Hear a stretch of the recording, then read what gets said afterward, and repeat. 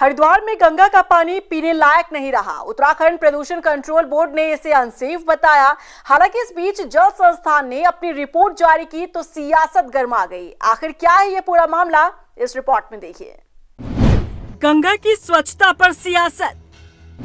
प्रदूषण control board ने गंगा जल को बताया अनसेफ, लेकिन जल संस्थान की रिपोर्ट ने बताया सेफ। गंगा की शुद्धता को लेकर उत्तराखंड में सत्ता पक्ष और विपक्ष आमने सामने आ गया है।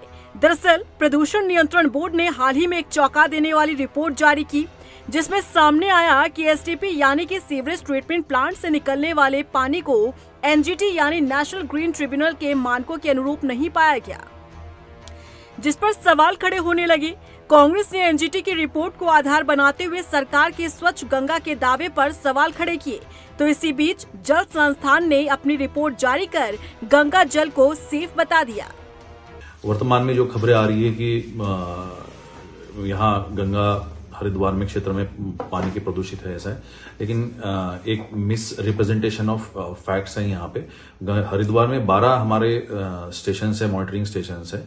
एक स्टेशन पर टोटल कोलीफॉर्म की जो है संख्या बढ़ी हुई पाई गई थी। अजितपुर का एक लोकेशन है जहाँ एसटीपी के नीचे सैंपलिंग की गई थी और उसमें ही टोटल कोलीफॉर्म की मात्रा ज्यादा पाई गई थी। परंतु ये कहना कि पूरे हरिद्वार में पूरा गंगा प्रदूषित है, ये उचित नहीं है। हाल ही में नेशनल ग्रीन ट्रिब्यूनल यानी एनजीटी ने गंगा के उद्गम स्थल गंगोत्री में फीकल कोलीफॉर्म का अमाउंट अधिक पाए जाने पर नाराजगी जाहिर की थी। 280 मोस्ट प्रोबेबल नंबर थी, जो अक्टूबर में 1600 मोस्ट प्रोबेबल नंबर पहुंच गई।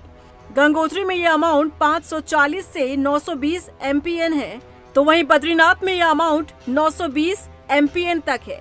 एक याचिका पर सुनवाई करते हुए एनजीटी ने इस प्रकरण में उत्तराखंड के मुख्य सचिव को जांच कराने के निर्देश दिए थे। वहीं कांग्रेस का कहना है कि मोदी सरकार नमामि गंगे परियोजना के नाम पर करोड़ों रुपए गंगा की सफाई पर लगा रही है। बावजूद इसके गंगा और अन्य सहायक नदियों की सफाई नहीं हो पाई। भारतीय जनता पार्टी आखिर कितना झूठ परोसेगी प्रदेश की जनता को।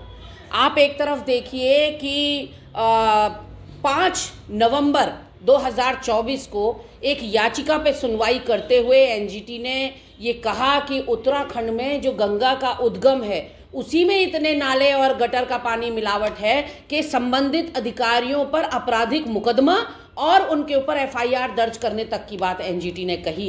और 9 दिसंबर तक का समय दिया था राज्य सरकार को कि वो अपनी हाई पावर कमेटी गठित करे और इस बात की जांच करे कि इतना गंदा पानी या विषाक्त जल गंगा में क्यों है, अभी तक जब नमामि गंगे में करोड़ों रुपया उत्तराखंड आ चुका है।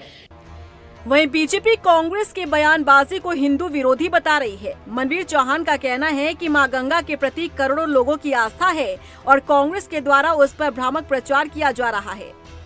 देखिए, कांग्रेस की बयानबाजी से स्पष्ट हो गया है कि जो मां गंगा जिसके प्रति करोड़ों लोगों की जो आस्था का प्रतीक है, मां गंगा, उस पर भी उनके द्वारा भ्रामक प्रचार किया जा रहा है। देवभूमि उत्तराखंड में गंगा की शुद्धता को लेकर सियासी बवाल छिड़ा है। बीजेपी कांग्रेस इस मुद्दे पर आमने सामने आ गई है। एक और जहां कांग्रेस एनजीटी के आदेश को आधार बनाकर गंगा की शुद्धता पर सवाल खड़े कर रही है, तो वहीं बीजेपी जल संस्थान की रिपोर्ट को आधार मानकर कांग्रेस पर दुष्प्रचार करने का आरोप लगा रही है। ऐसे में देखना होगा कि गंगा की शुद्धता को लेकर मचा ये सियासी बवाल आखिर कब शांत होता है।